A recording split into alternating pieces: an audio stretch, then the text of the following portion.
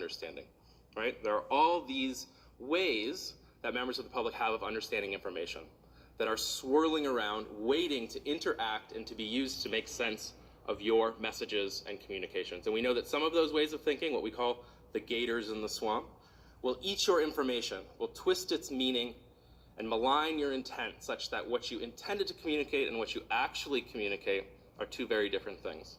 There are also things in the swamp, you can think about them as swamp orchids, which can actually be cued and used to facilitate the successful translation of your information. So I will be talking a lot about swamps here today, and I want to take 2 minutes here at the very beginning to get us reacquainted with the swamp in Alberta, the cultural models that people use to think about early child development. So most of you, some of you guys have seen this before, but I've seen this many more times than you have.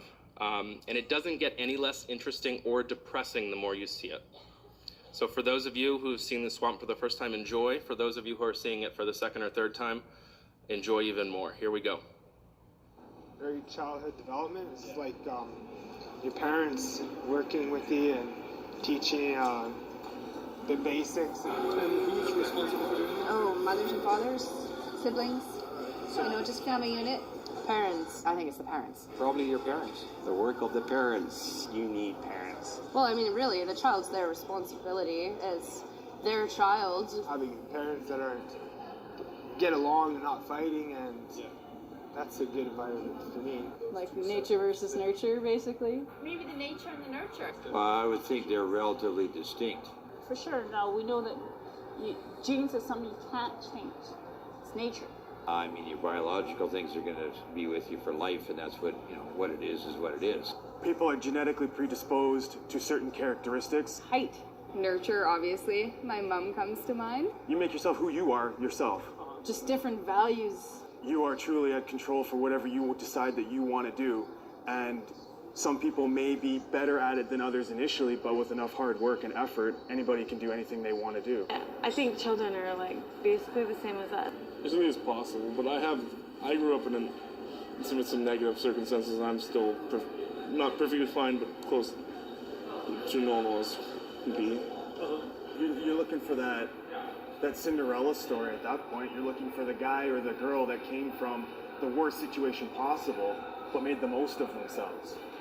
As I say, I've seen kids from both sides of the street, and some of the kids with poverty are just, will come out stronger. You can't just let children have free play all the time. There has to be some structure to it. In my opinion, it starts with early discipline.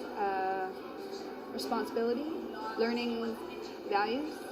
Anyone who sits in front of the TV or the internet, they vegetate and they do the one part of their brain. They don't know how to be polite. They don't know how to wait their turn to talk. I personally do not believe it's the responsibility of the government or of everybody else to pay for this stuff. That is why we call it a swamp, right? There's a lot of things in there which are changing the way, shaping the way that people are thinking about, in this case, messages about early child development and brain development. So I want to talk about a group of these features of the swamp which have become particularly noticeable in the last 5 years as we've analyzed again and again through multiple methods the way that people think about children's issues and about early child development. And there are a set of these models that anthropologists call foundational models, right? They're a set of understandings that we use, that members of a culture use to think about an incredibly wide range of issues that we deal with. And to be kind of metaphorically consistent, I think about these things as major gators.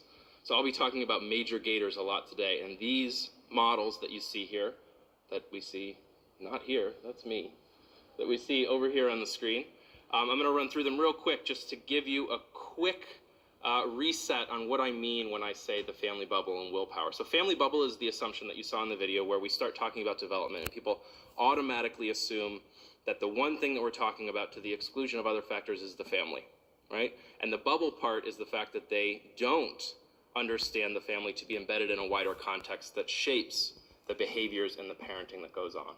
Willpower, you'll see this again and again today, it'll become a mantra, is the understanding that outcomes are the result of kind of exclusively a person's possession of drive, discipline, and willpower.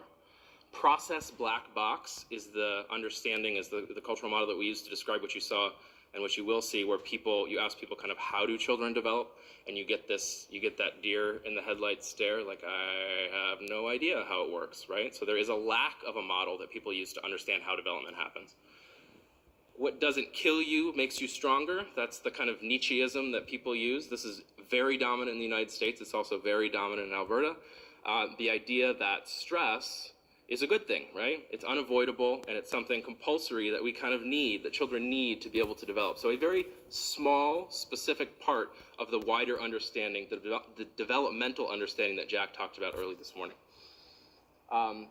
The understanding of determinism, kind of a very strong model of genetic determinism, that there are many things which children are born that way, and there's therefore not much we can do about those things. You can see how this is problematic from a policy or programmatic perspective, which leads to a very strong sense of fatalism, that these problems are ultimately not things that we can do that much about.